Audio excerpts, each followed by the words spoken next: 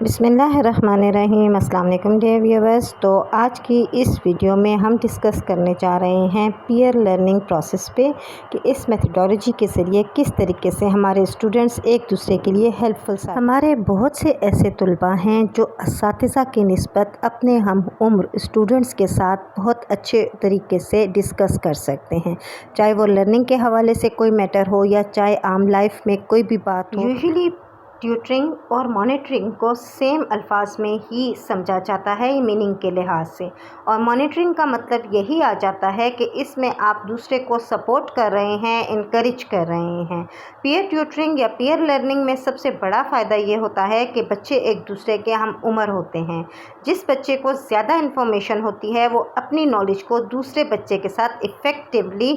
ایک دوسرے کے ساتھ ایکسچینج کرتا ہے اور اس کو گائیڈ کرنے کی کوشش کرتا ہے۔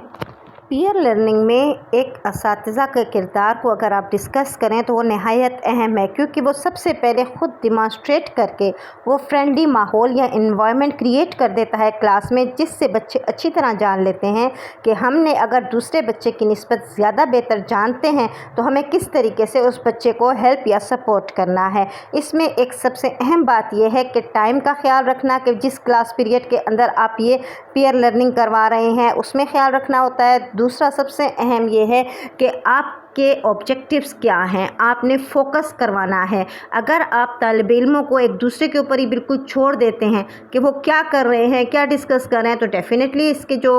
آؤٹ کمز ہیں وہ کبھی بھی اچھے نہیں ہو سکتے۔ لیکن نسبتاً اس کے اگر آپ کی سپرویژن بحیثیت استاد کے بہت بہترین ہے اور آپ کی گائیڈ لائن بہت زبردست ہے تو آپ اپنے مقصد تک پہنچ سکتے ہیں۔ ہم سب بہت اچھی طرح جانتے ہیں کہ اب آن لائن ٹیوٹرنگ بہت کردار ادا کر رہی ہے تعلیمی لحاظ سے۔ اگر ہم اپنے بچوں کو اس حد تک ٹرین کر لیتے ہیں، اپنے طالب علموں کو، تو وہی جو ٹائم جو ایک اسپیسیفک ٹائم میں اسکول میں طلباء ہمارے پاس ہوتے ہیں، گھر واپس جانے کے بعد اسی نیٹ کے ذریعے سے وہ اپنے دوستوں کے ذریعے بہت کچھ ایک دوسرے کو گائیڈ کر کے سکھا سکتے ہیں، اور یہ ایک بہت بہتر پروسیس رہتا ہے۔ پیئر لرننگ میں دو باتیں اہم ہیں کہ آپ ایک تو گروپ کی صورت میں بھی کسی بھی طالب علم کو اس قابل بنا سکتے ہیں کہ وہ آپ کی جگہ اپنے دوسرے ساتھیوں کو بہت اچھے طریقے سے گائیڈ کرے۔ تو اس کے لیے ایک تو گروپ ورک ہوتا ہے کہ ایک لیڈر بنا دیا جاتا ہے اور وہ سارے گروپ کو گائیڈ کرتا ہے۔ دوسرا 1 by 1 کا سسٹم ہے، اور یہ 1 by 1 کا سسٹم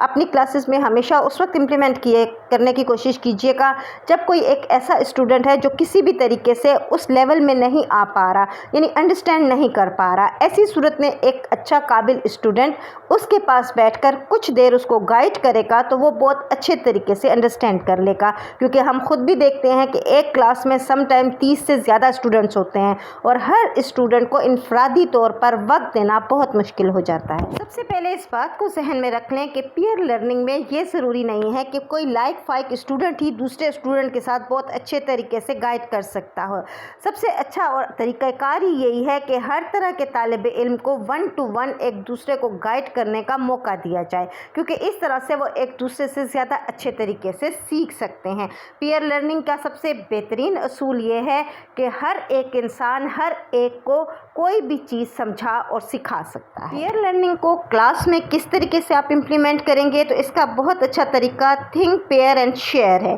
یعنی آپ نے ایک گروپ بنا دیا، ان کو ایک پرابلم دے دیا، انہوں نے آپس میں ڈسکس کیا، ڈسکس کرنے کے بعد وہ ایک آؤٹ کم لے کر آپ کے سامنے آئے۔ یوں اس طریقے سے ان لوگوں نے ایک ہی مسئلے کو، ایک ہی بات کو اچھی طرح سوچا، ایک دوسرے کے ساتھ سمجھنے کی کوشش کی اور پھر آ کر شیئر کیا اپنی تمام کلاس کے اسٹوڈنٹس کے ساتھ۔